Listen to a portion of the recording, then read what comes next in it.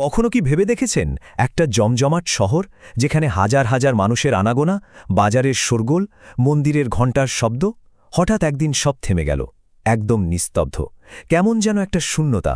চলুন আজ আমরা ঠিক এমনই কিছু রহস্যের গভীরে ডুব দেব। মানে কিভাবে একটা গোটা শহর, আস্ত একটা শহর উধাও হয়ে যেতে পারে?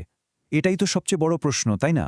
একটা প্রাণবন্ত নগরী, যার নিজস্ব একটা সংস্কৃতি ছিল, একটা জীবনযাত্রা ছিল, সেটা কিভাবে একদিনে শুধু নীরব ধ্বংসস্তূপে পরিণত হয়? এই হঠাৎ পরিবর্তনটাই তো আসল রহস্য।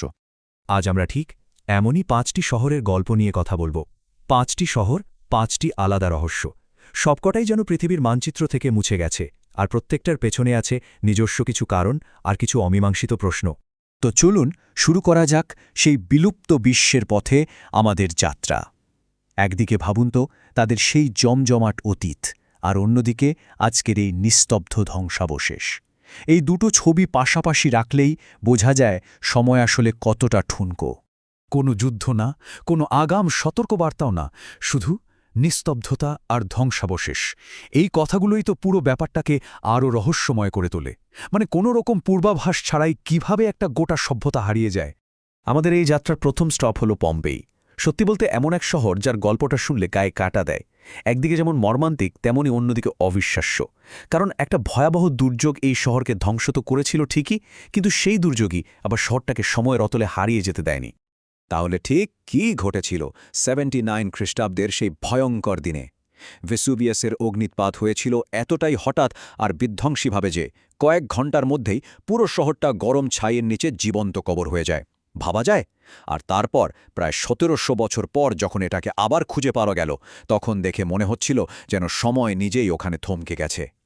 আর সবচেয়ে মর্মান্তিক দিকটা কি জানেন? শহরের মানুষগুলো পালানোর এতটুকু সুযোগও পায়নি। আগ্নেয়গিরির সেই ছাই তাদের জীবনের শেষ মুহূর্তগুলোকে যেন পাথরের মতো করে জমিয়ে রেখেছে, যা আজও সেই ভয়াল দিনের সাক্ষী হয়ে আছে। আচ্ছা, পম্পেই থেকে এবার চলুন সোজা মেঘের রাজ্যে, ইনকা সভ্যতার এক অবিশ্বাস্য সৃষ্টি, মাচু পিচুর রহস্যের খোঁজে।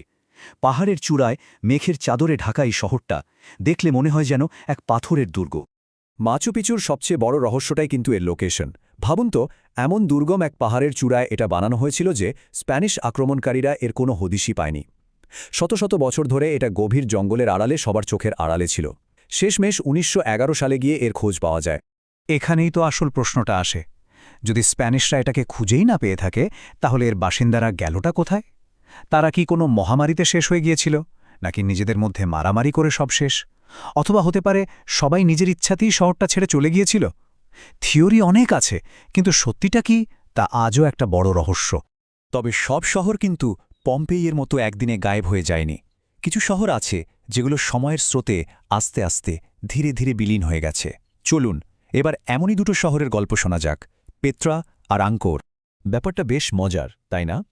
একদিকে মরুভূমির শহর পেত্রা, যেটা হারিয়ে গেল ট্রেড রুট বদলে যাওয়া আর মারাত্মক জল সংকটের কারণে। আর অন্যদিকে জঙ্গলের শহর আঙ্কোর, যেটা শেষ হয়ে গেল বছরের পর বছর ধরে চলা যুদ্ধ আর পরিবেশের উপর চাপের কারণে। কারণগুলো আলাদা, কিন্তু ফলাফলটা দেখুন একদম এক। দুটোই শেষ পর্যন্ত প্রকৃতির কাছেই হার মানল। আমাদের লিস্টের শেষ শহরটা হয়তো সবচেয়ে বড় সারপ্রাইজ, মহেঞ্জোদারো। একবার শুধু ভাবুন, আজ থেকে প্রায় 5000 বছর আগেও সিন্ধু উপত্যকায় এমন এক হাইটেক শহর ছিল। বিশ্বাস করা কঠিন, কিন্তু সেই প্রাচীন যুগেও সেখানে ছিল গ্রিড সিস্টেমে তৈরি রাস্তা, পুরো শহর জুড়ে ছিল দারুণ ড্রেনেজ সিস্টেম, আর ছিল দোতলা তিনতলা ইটের বাড়ি। সত্যি বলতে কি, মহেঞ্জোদারোর যে আরবান প্ল্যানিং ছিল তা আজকের অনেক আধুনিক শহরকেও কিন্তু লজ্জায় ফেলে দেবে। কিন্তু প্রশ্নটা তো সেখানেই, এত অ্যাডভান্সড একটা সিভিলাইজেশন কেন এভাবে হারিয়ে গেল? আর্কিওলজিস্টরা ওখানে বড় কোনো যুদ্ধ বা আগুনের কোনো চিহ্নই খুঁজে পাননি। তাহলে কি হয়েছিল? কোনো ভয়ঙ্কর বন্যা, নাকি কোনো মহামারী? অথবা এমনও হতে পারে সিন্ধু নদ হয়তো তার চলার পথটাই বদলে ফেলেছিল, আর তাই শহরটা পরিত্যক্ত হয়ে যায়। এর সঠিক উত্তরটা আজও কিন্তু আমাদের জানা নেই। এই যে এতগুলো শহরের গল্প আমরা শুনলাম, এগুলো কিন্তু শুধু অতীতের গল্প নয়।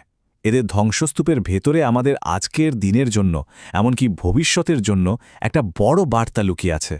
এই ধ্বংসাবশেষগুলো আমাদের একটা কথাই বারবার মনে করিয়ে দেয়, আমরা যতই শক্তিশালী সভ্যতা বানাই না কেন, প্রকৃতি আর সময়ের বিশালতার কাছে আমরা আসলে খুবই ক্ষুদ্র। আমাদের কোনো কিছুই চিরস্থায়ী নয়। শেষ করার আগে একটা প্রশ্ন। আজ আমরা যে কোলাহলপূর্ণ ব্যস্ত শহরগুলোতে বাস করছি, 1000 বছর পর এগুলোর কি হবে? কে বলতে পারে? হয়তো আমাদের আজকের এই শহরগুলোই ভবিষ্যতের কোনো অভিযাত্রীর কাছে হয়ে উঠবে আরও এক নতুন হারানো শহর।